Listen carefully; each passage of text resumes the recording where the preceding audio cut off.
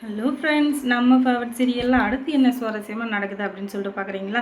இந்த ராஜேஸ்வரி இருந்துக்கிட்டு அப்பாடா நம்ம கடமை முடிஞ்சது, எப்படியோ இதுங்க வீட்டில் வந்து ஒரு குண்டை தூக்கி போட்டாச்சு, இதுக்கு மேலே இதுங்களுடைய ஆட்டம் அதிகமாக இருக்காது, ஏன்னா இதுங்க ஆடின ஆட்டம் அப்படி கொஞ்ச நாளைக்கு இதுங்களை அடக்கி வைப்போம் அப்படின்னு சொல்லிட்டு நம்ம ராஜேஸ்வரி போட்ட பிளான் எப்படியோ ஒன்று சக்ஸஸ்ஃபுல்லாகிடுச்சு. இது மூலிமா இவங்க மைண்டு வந்து டைவர்ஷனில் இருக்கு இல்லையா, அந்த சமயத்துலேயே சொத்து மொத்தத்தையும் நம்ம பேருக்கு எழுதி வாங்கிட்டு அதுக்கப்புறம் இதுங்களை தண்ணி இல்லாத காட்டுக்கு தள்ளிடணும் அப்படின்னு சொல்லிட்டு இதுங்களை எப்படி வந்து இந்த இடத்த விட்டு தள்ளி விடலாம் அப்படின்னு சொல்லிட்டு இவன் மறுபடியும் யோசிக்க ஆரம்பிச்சிடறா. ஆனால் இவளுடைய பிளான் நடக்குமா நடக்காதா அப்படின்னு சொல்லிட்டு பார்த்தீங்கன்னா கண்டிப்பாக நடக்க போகிறதில்ல. அதுக்கு காரணம் அவளுடைய பேராசை. அந்த பேராசை இருக்கிற வரையும் கண்டிப்பாக ராஜேஸ்வரி நினைக்கிற எதுவுமே நடக்க போகிறதில்ல. ஏன்னா அவளுடைய ராசி எப்படி இப்போ இருக்கிற சூழ்நிலையில் இந்த ராஜேஸ்வரி வந்து என்னதான் வந்து அவள் பெரும்பாடு பட்டாலும் அவன் நினைக்கிறது எதுவுமே நடக்க போகிறதில்ல. அதுக்கு காரணம் அவளுடைய அறியாமை அப்படின்னு சொல்லலாம்.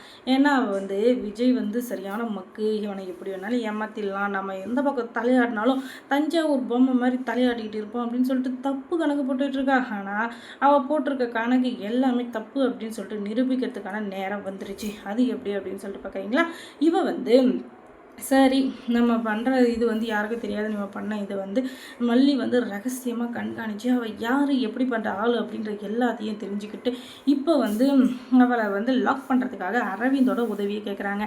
அரவிந்த் இப்படி தான் நடந்திருக்கு, இவள் வந்து ஏதோ பண்ணி என் தங்கச்சி ஏதோ பண்ணிட்டா, என் தங்கச்சி எங்கே போனான்னு தெரியல, ஆனால் இவன் மேலே தான் எனக்கு டவுட்டாக இருக்குது. ஏன்னா இவ தான் அடிக்கடி மயிலை கூட்டு அப்படி பேசுறது இப்படி பேசுறது அவகிட்ட வேலை வாங்குறது அப்படின்னு சொல்லிட்டு ரொம்பவே நல்ல மாதிரியே சீனை போட்டுட்டு இருந்தா. அதனால் எனக்கு இவன் மேலே தான் டவுட்டாக இருக்குது, இவ என்ன பண்ணியிருக்கா அப்படின்னு சொல்லிட்டு எனக்கு தெரியல, உங்களுடைய ஹெல்ப் எனக்கு தேவை அப்படின்னு சொல்லுறது. கண்டிப்பாங்க, நீங்கள் எதுக்கு கவலைப்படாதீங்க, அவளுடைய மொத்த டீட்டெயில்ஸும் அக்கு வேற ஆணி வேற பிச்சு பிச்சு உதறி என்ன பண்ணியிருக்கா அப்படின்றத கண்டிப்பாக நான் உங்களுக்கு சொல்கிறேன் அப்படின்னு சொல்லிட்டு இவர் வந்து வாக்கு கொடுக்குறாரு. அது மூலிமா அவள் என்ன பண்ணியிருக்கா அப்படின்னு எல்லாத்தையும் ஆராய்ச்சி அறிஞ்சதில் ஒரு வீடியோ தான் கிடச்சிருக்கு. அது என்னன்னா இதுக்கான மட்டும் இல்லைங்க, நம்ம விஜய் மேலே கொலைப்பழிய போட்டாலே அதுக்கான ஆதாரத்துலேருந்து எல்லாத்தையுமே இவர் வந்து கேட்ச் பண்ணி கொண்டு வந்திருக்காரு. அதனால இப்போ அவள் பண்ண கேஸில் எல்லாத்துலேயுமே அவள் தங்க பலமாட்ட போகிறா. அது எப்படின்னா இவன் மயிலை வந்து மைண்டை டைவர்ஷன் பண்ணி அந்த தினேஷ் கூட பேச வச்சது ஓட வச்சது அப்படின்னு சொல்லிட்டு எல்லாத்தையும் அவர் ரெக்கார்ட் பண்ணி வச்சுருக்காரு. இன்னொரு பக்கம் அவளே வாக்குமூலம் கொடுத்துருக்கா.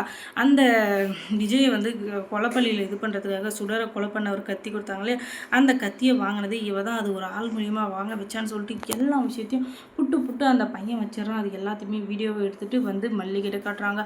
ஆடா பாவி, இது எல்லாத்தையும் பண்ணிவிட்டு இவன் நல்ல மாதிரி இந்த வீட்டில் நாடகம் ஆடிட்டு இருந்தா, இவளை சும்மாவே விடக்கூடாது அரவிந்த், இவளை சும்மாவே விடக்கூடாது. ஏன்னா இவள் பண்ணது கில்லாடி வேலை கித்தனை வேலை எல்லாத்தையும் பண்ணிவிட்டு இவன் நல்ல மாதிரி நாடகம் ஆடிட்டுருக்கா, இப்போவே இருக்குது வாங்க அப்படின்னு சொல்லிட்டு மல்லியும் அந்த அரவிந்தும் அவங்க வீட்டுக்கு போய் அவளை பிடின்னு பிடிக்கிறாங்க. ஆனால் அவள் எதையுமே ஒத்துக்கிற நிலைமையில இல்லை, அவள் ஒத்துக்கவும் மாட்டாள்.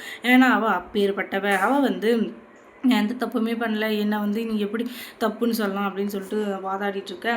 அப்படியா, நீ பண்ண எல்லா கிரிமினல் வேலைக்கும் எங்ககிட்ட ஆதாரம் இருக்குது, நீ வந்து இனிமேலும் தப்பிக்கவே முடியாது, தப்பிக்கணும்னு நினச்சாலும் தப்பிக்க விட மாட்டோம், ஏன்னா எல்லா ஆதாரமும் இருக்கணும். என்ன ஆதாரம் இருக்குது, மண்ணாங்கட்டி ஆதாரம், இதெல்லாம் செல்லுபடி ஆகாது அப்படின்னு சொல்ல எல்லாத்தையும் அக்கு வேற ஆணி வேற மல்லி காட்ட அதை பார்த்து இந்த ராஜேஸ்வரி துடிச்சு போக, அப்படி பாவிங்களாம் எப்படி இதெல்லாம் ஷூட் பண்ணிங்க, எங்கேருந்து கழிச்சு அப்படின்னு பார்த்தா எல்லாமே இப்போ கையும் களவுமாக மாட்டிக்கிட்டா.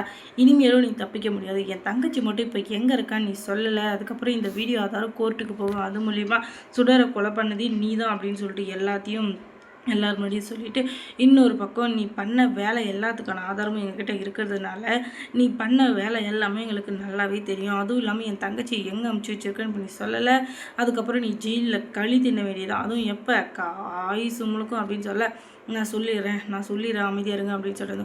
உங்கள் வீட்டில் பணம் காணாமல் போச்சு இல்லையா, அதை எடுத்ததும் மயில் தான், அதுக்கப்புறம் அந்த நகை பணம் எல்லாத்தையுமே திருடிட்டு போனது யார் தெரியுமா, நீங்கள் தப்பாக புரிஞ்சுட்ருக்கீங்க அந்த நாகுன்னு சொல்லிட்டு. ஆனால் நாகு இல்லை, நாகுவே இந்த வீட்டை விட்டு வெளியே தோற்றுறதுக்காக தான் நான் விஜய் வந்து ஏற்றி விட்டேனே தவிர மற்றபடி இது எல்லாத்தையும் எடுத்துன்னு போனது அந்த மயில் தான்.